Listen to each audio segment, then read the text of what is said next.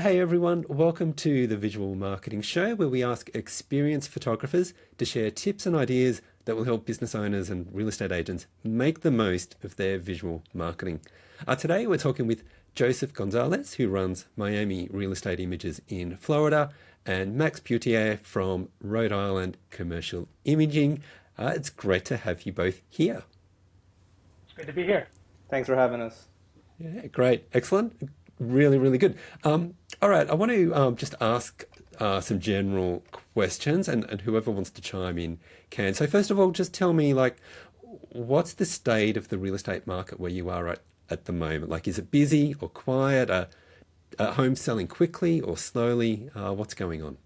I guess I'll start. In my area here in South Florida, the real estate market is phenomenal. I don't know if you guys know over in Australia or in Rhode Island, but over the last couple of years, it seems like we had a huge migration of people move to Miami. So with that, prices have gone up. People are trying to sell their homes for the new, higher prices. So we've been extremely busy. We had a record-breaking last year, January and February. I beat records from last January and February. So it seems to be Wow. doing really well in our area. Single-family homes are moving quick, 60 days, 90 days max. Condos sit on the market a little bit more. There's a lot more condominiums on the market.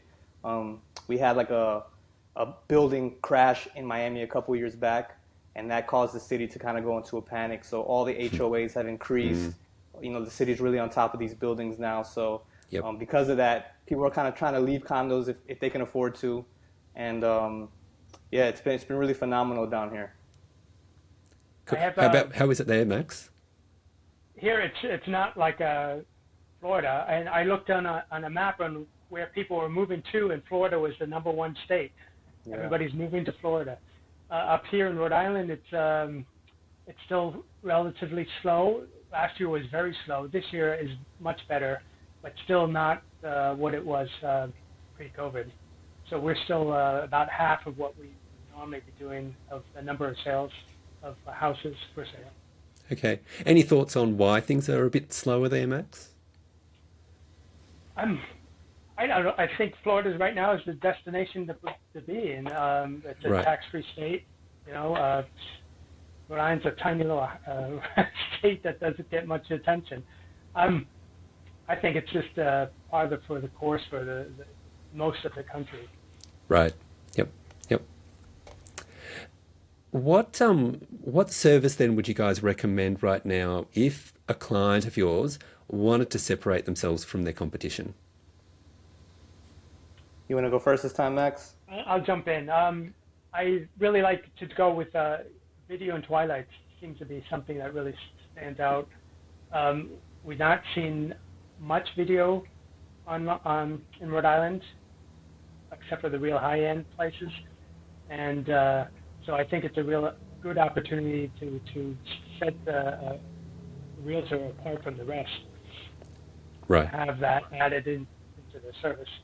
Twilight's always good. Mhm. I dislike virtual twilights in general, but a real twilight's really stand out. Cool. Joseph? For us, I'm a big proponent on our full package, which is photos, virtual tour, and video. But if I could recommend one thing, if say a client doesn't necessarily have the budget for the full package, I've really been trying to get clients to get on camera, especially the last year or so. A lot of clients will hire me to do the videos, but don't really want to invest in the couple extra dollars to get on camera and talk. And I really find that the clients who are doing this, their businesses are growing, they're getting more looks, the neighbors are recognizing them, and they're standing apart from the people who aren't. Yeah, yeah. No, I'm seeing that here as well. Big time. The agents, it really helps significantly with their brand and that Absolutely. recognition. And when people can see them on camera, it's not just a name down the bottom for that property. They get to actually know them. So yeah, that's for both of you saying video, I think that's really important. What's something then that you love about one of your clients and the way they do things? If anyone, either of you, got something in particular about any of your clients? Sure. So one thing I noticed with my clients, it's the clients who are willing to invest in their brands are really becoming top producing agents in my area. So I've been working with a woman, Vanessa Maggi, for a few years now, about 5 years. She's always been a top producing agent, but in the last 2 years in particular, her business has just exploded. She's the top producing agent in a very sought after neighborhood in my area, Miami Shores, and I know I've been a big help to her. I mean, she's obviously a hustler and a go-getter, and her success is her success. But I do feel like we've contributed a lot. She's one of the agents who always do a full package, no matter how big or small the listing is. And these days in Miami, it seems like you can't get a house for like less than $1 million. So to invest $1,000, it's always worth it for them. You know, they get the photos, the video, the virtual tour. They have a social media team who puts it out, and it's just I've really seen them blossom into like top notch like whales in the industry in my area. So I really appreciate clients who trust me and when I say, hey, listen, do these full packages. I'm always preaching about them. And you know, a lot of people will say, I'll just do the basic photos. I'll just do the basic photos. But they don't realize it's not about selling their current listing. It's about selling themselves and them brands. So the neighbors are going to be watching. People are going to be checking these out. So when they're going to sit down at a listing presentation and they're going to compare her to another agent in the area who may do just photos, they're going to tend to choose her because she's a beautiful she has this book with all the you know how you mentioned twilight photos, Max? She has like a 3-page book. She does twilights every time, and she just shows those to the client, and they melt. They just fall in love with the work, and they're like, no, I want her to list it. I want my property to look like that, and it goes a long way. So I value her trusting me and doing the big packages, and I think it's been a big part, or at least a small part. I don't want to take too much credit because she's really an awesome agent, but it's definitely a part of her success. Yeah, very, Well very said, cool. Joseph. Yeah, well said, Joseph. What about you, Max? Well, I agree with what Joseph said. It's people who put the time and effort to help their brand, and so every listing is important to them, and every listing is an opportunity to show off what they can do or what they have.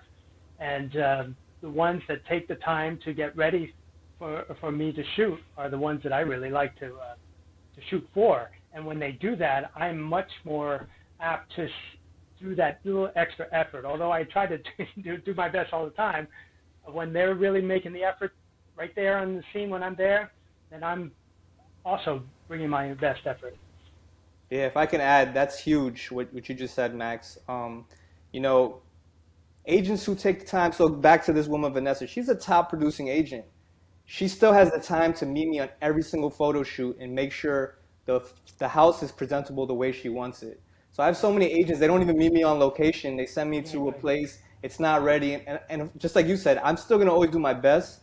But if the things, it's easy to shoot a nice model. If you come to a model shoot and your makeup's not done and your hair's not done, how am I supposed to make you look good? So the same thing goes with a house. Like preparation is like 80% of the job, honestly. Yeah. Yeah, So yep. the ones And, that, and, and go ahead. sorry, Max, go ahead. I was just going to say, so the ones that spend the money for like staging or spend the first hour before I get there to stage the house are the ones that really want to have these photos shine, and it makes my job much easier. But when they, again, put in the effort, then it makes me feel I have to put in the same type of effort. Yep, yep. Just to add, like to both of those, I mean, I see this in every kind of small business when they're willing to invest back into their business, whether that's through extra photos or videos or whatever it is.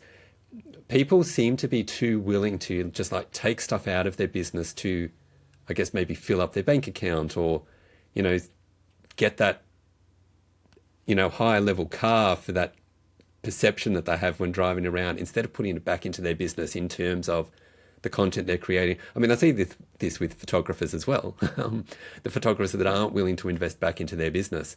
So yeah, I think that's huge. If they can do that when they get it, as Joseph said, you know, Max, that's the key. You know, we have to invest in our businesses. Eventually, then we can take out, but we've got to be prepared to put enough back into it. I want to ask you then about wide angles versus not so wide. Do you think should every interior shot be as wide as possible, or should any shot be as wide as possible? Just want to get your take on that. I actually love this question. You want to go ahead next? No, go. You All love right. it. Um, so if you would have asked me this question 5 years ago when I started, I would have said, no, we have to do wide shots, wide shots, wide shots. But the longer I've been shooting and the more experience I get, I tend to like wide shots less. I'm barely wide open anymore. I still make the rooms look large, but I don't need to shoot at a 14 millimeter range to make the property look large, you know? Most agents are still going to say, I want it to look big, I want it to look big, so you have to make sure that you're accommodating them. But I always do my best to also zoom in, step back and zoom in. You know, you get less barrel distortion, the photos look sharper, cleaner. And sorry, Joseph, what's barrel distortion? So when you shoot too wide, basically around the lens starts to distort. So for example, you can have two chairs that are the same size, but one can look 2 times or 3 times larger than the other chair, depending on where it is in frame. Closer towards the edges, they'll appear much wider, and a trained eye will see that and say, that's not right, you know?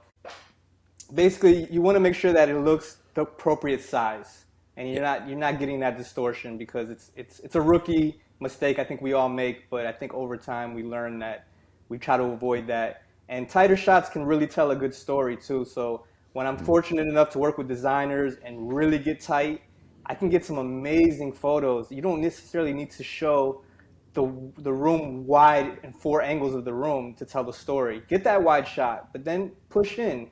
Focus on that view. Focus on some of the architecture that's standing out, you know, with a tighter shot.